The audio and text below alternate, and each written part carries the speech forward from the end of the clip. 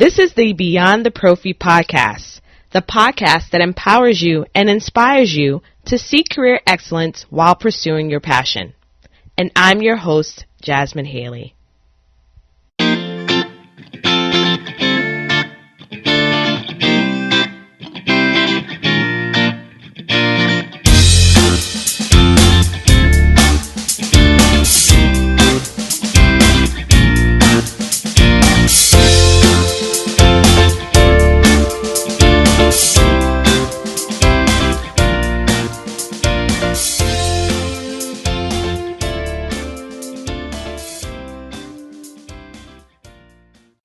Welcome to the Beyond the Prophy podcast.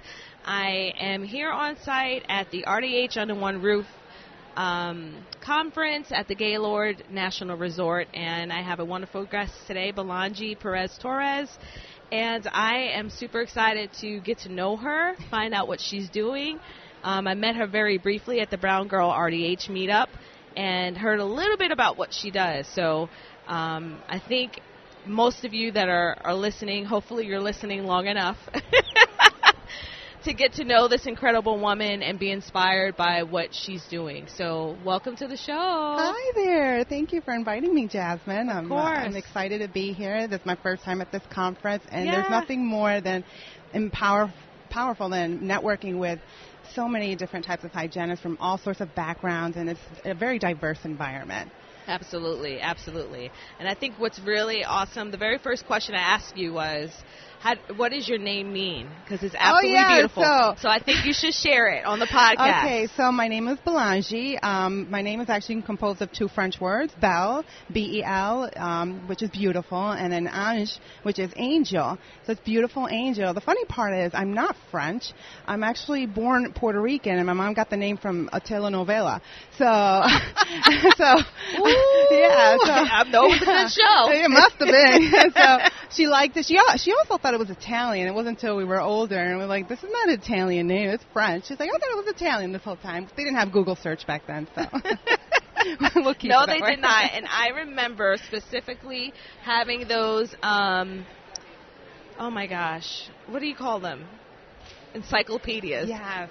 Do you remember having them, like the brown ones, like that are laid in your house? Yes. And that's where you went to do research before there was internet. Absolutely. Or Google. Yes, the library. Yes. Oh, yeah, with all the different editions of the encyclopedias. And Absolutely. You had to identify which edition you used. Absolutely, absolutely. So tell us, what exactly is it that you do?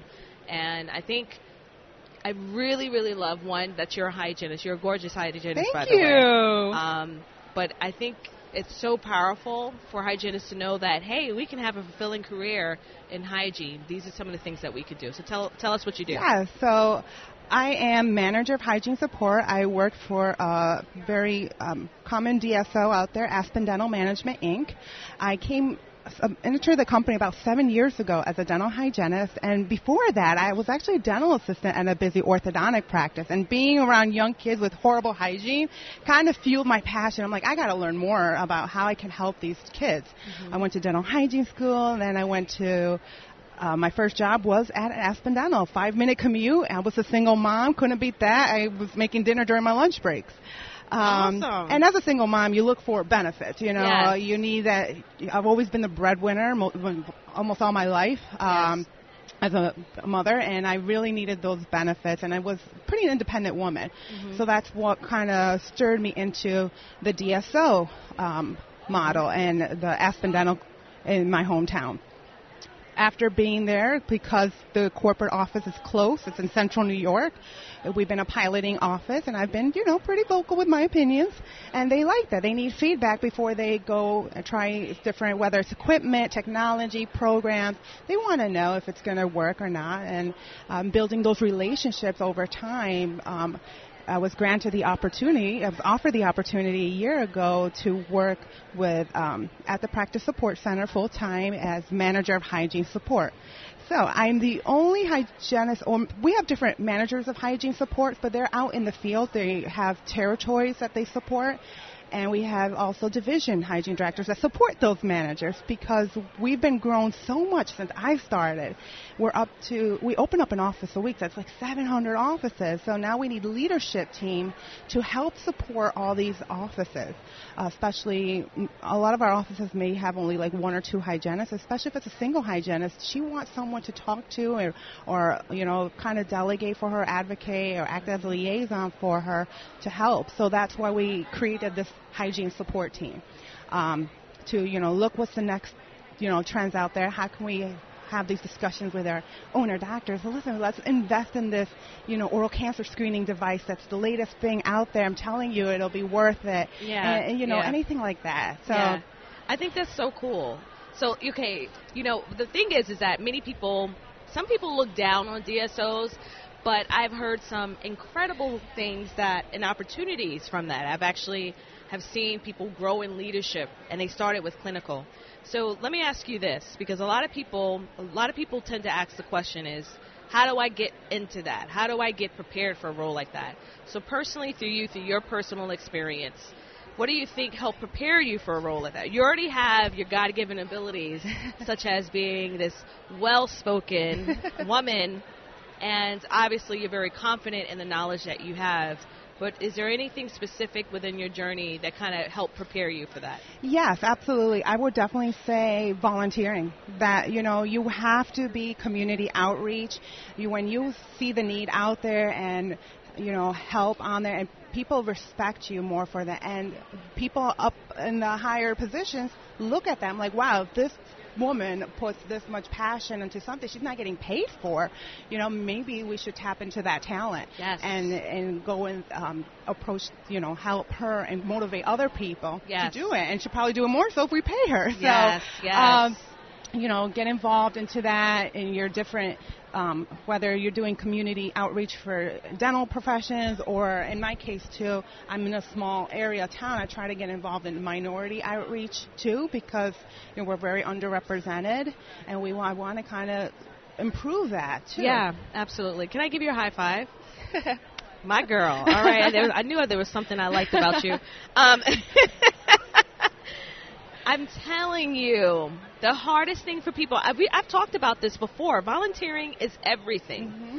And before I became an educational consultant for this nonprofit HIV program at University in Maryland, I volunteered. Yeah. I was volunteering my time, educating. I wasn't getting paid for it. And if I was asked to do something, I would do it.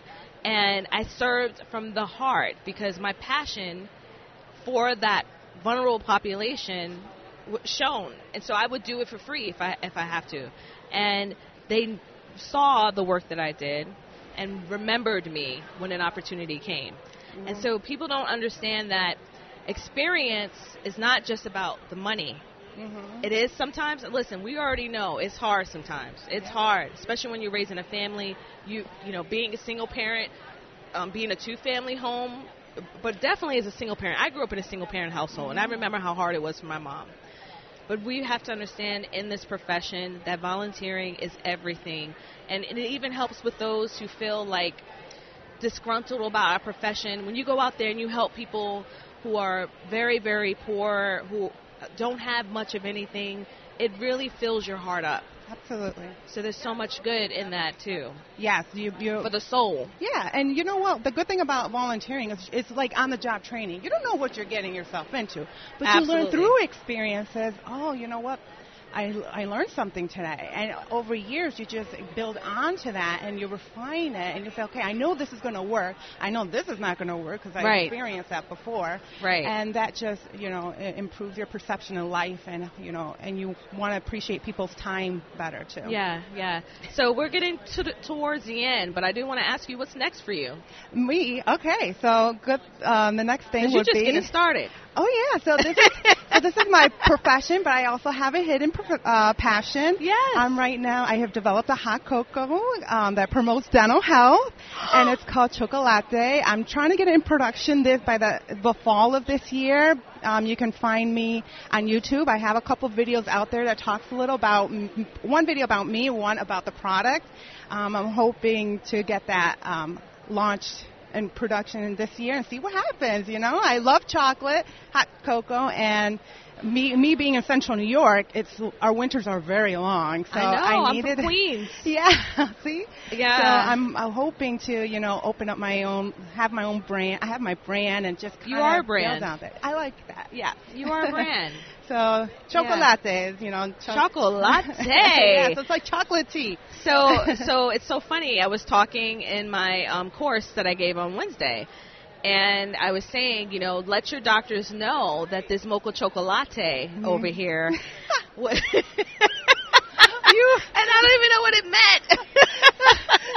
So it's like chocolate tea. So I'm like, okay, I didn't know that, but I just like the way it sounds. Chocolate is one word in Spanish. It's chocolate. That's how you pronounce chocolate. Okay, all right. But I separated the te because T-E in Spanish means tea. I see. Chocola Te. And two separate, once I separated so I wasn't wrong for saying mocha chocolate. No, you're saying chocolate. Okay, yes, honey, yes. Chocolate. Doesn't it sound like suave? When you say chocolate sounds boring, but when you say chocolate, it really. All right, I think it's wonderful what you're doing. Thank you. Please make sure that you let us know in our community, join our community, share it on our Facebook page.